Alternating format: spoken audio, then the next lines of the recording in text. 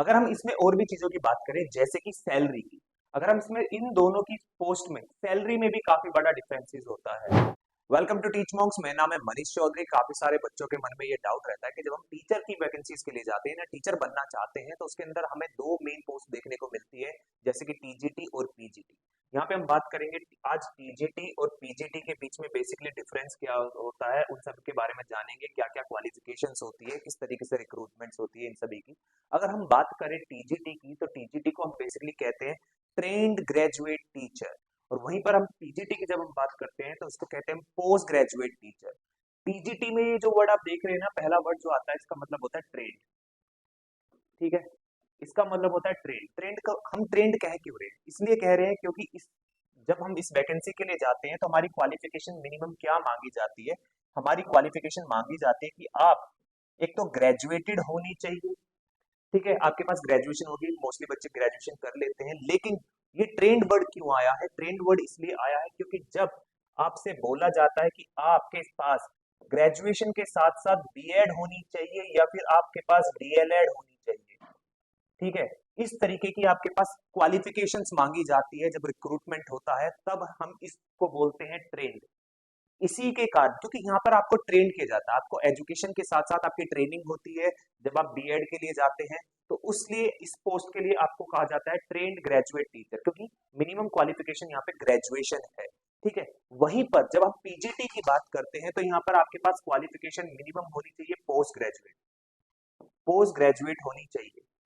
लेकिन काफी सारी जो हम बात करें, अगर हम यूपी की बात करें या और अदर स्टेट्स की बात करें जो टीचर्स की रिक्रूटमेंट करते हैं, या केवीएस जैसी की बात करें, वहां पर काफी जगह आपको देखने को मिलेगा कि वहां पर बीएड मांगा गया है और बहुत सारी जगह पे बीएड नहीं मांगा जाता है।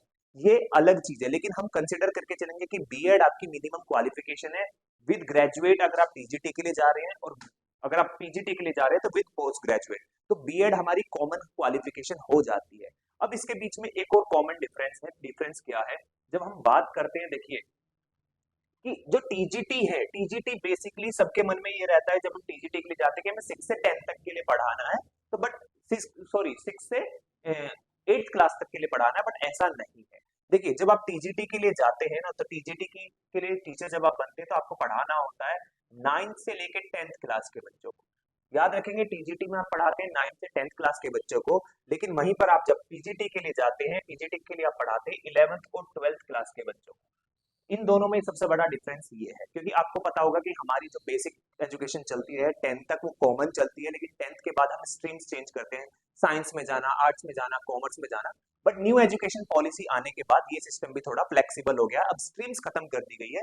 अब बच्चे चाहें तो कोई भी सब्जेक्ट चुन सकते हैं, उसके बेस पर आपका 12th जो 11th और 12th आप कर सकते हैं। अब बहुत सारी वैकेंसीज ऐसी होती है स्टेट की, अगर हम बात करें, या फिर हम बात करते हैं डी ट्रिपल एस बी की, क्योंकि हम मेनली यहाँ पे डी ट्रिपल एस बी की बात कर रहे हैं। तो अगर मैं डी ट्रिपल एस बी की अगर आपको बात करूं, तो ये क्या काम करते हैं, ये जब आपकी रिक्रूटमेंट होती है, ये आपको 6 से लेके 10 तक के लिए पढ़ाने के लिए बोलते हैं। वैसे तो काम होता है 9 से 10th क्लास के बच्चों को पढ़ाने के लिए, लेकिन यहाँ पर ये आपको बोलते हैं 6 से 10th क्लास तक के बच्चों को पढ़ाने के लिए। और यहाँ पर कभी कभी क्या होता है, ये जो पीजीटी वाले बच्चे टीचर्स होते हैं, इनको भी बोल देते हैं कि आप जो है 9 से 12th के बच्चों तक को पढ़ाइए। ठीक है, बेसिकली रिक्रूटमेंट आप समझ पा रहे हैं कि किस तरीके से होती है। टीजीटी की 9 से 10th के लिए होती है, पी और पीजीटी की 11th और 12th के लिए होती है। लेकिन जब आपकी रिक्रूटमेंट हो जाएगी, आप सिलेक्ट हो जाएंगे, वहां जाके जब आप पढ़ाएंगे, आपको बोल देंगे कि नहीं, आपको जो है 6 से 10th को भी पढ़ाना है, और यहाँ पे बोल देंगे नहीं, आपको 9 से 12th को भी पढ़ाना है। तो बेसिकली इसमें ये सबसे बड़ा डिफरेंस आपको देखने को मिलता है।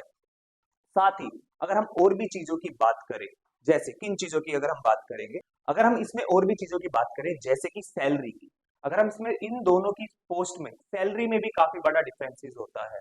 काफी ज्यादा डिफरेंस देखने को मिलेगा आपको। अगर आपको पता होगा कि डी ट्रिपल एस बी ने अभी रिसेंटली वैकेंसी निकाल दी है टीजीटी और पीजीटी दोनों की, अगर इसके बारे में आपको डिटेल इन्फॉर्मेशन जाननी है कि किस तरीके से टीजीटी के लिए कितनी वैकेंसी आई है और पीजीटी के लिए कितनी वैकेंसी आई है, तो फटाफट आपको क्या करना है, टीच मॉन्क के चैनल को विजिट करना है। फटाफट चैनल को विजिट कीजिए, वहां पे मैंने वीडियोस बनाई है, आप जाके वीडियोस देखिए कि आपको क्या क्या गलती नहीं करनी। मैंने आपको ये भी बताया कि फॉर्म्स कैंसिल हो सकते हैं, उससे रिलेटेड भी वीडियो बनाई है। आपको जनरल ए पार्ट की तैयारी कैसे करनी है, अभी जल्दी मैं एक और वीडियो लेके आने वाला हूँ कि जो टीजीटी और पीजीटी का जनरल ए का पार्ट है उसकी प्रिपरेशन कैसे करें, उसका सिलेबस क्या रहने वाला है। तो फटाफट सबसे पहले जो बच्चे ये वीडियो देख रहे हैं चैनल को सब्सक्राइब कर लीजिए और मुझे कमेंट करके बताइए कि किन किन बच्चों ने DSSB के अंदर टीजीटी और पीजीटी के लिए अप्लाई किया है। टीजीटी वाले भी कमेंट कीजिएगा जिन्होंने अप्लाई किया और पीजीटी वाले भी, और जिन बच्चों ने दोनों के लिए ही अप्लाई किया है, टीजीटी के लिए भी और पीजीटी के लिए भी, वो भी करेंगे। अब आपको यहाँ पे एक और पॉइंट जानने को मिलेगा, वो पॉइंट क्या है? बेसिकली वो पॉइंट ये है कि जब आप टीजीटी के लिए अप्लाई कर रहे हैं तो आपको इस क्वालिफिकेशन के साथ साथ आपका जो सीटेट का पेपर होता है, जो आपका सीटेट का पेपर होता है, वो आपका पेपर 2 भी क्वालिफाई होना चाहिए। ये आपकी मिनिमम क्वालिफिकेशन है। तो याद रखिएगा सीटेट का पेपर 2 भी क्वालिफाई होना चाहिए।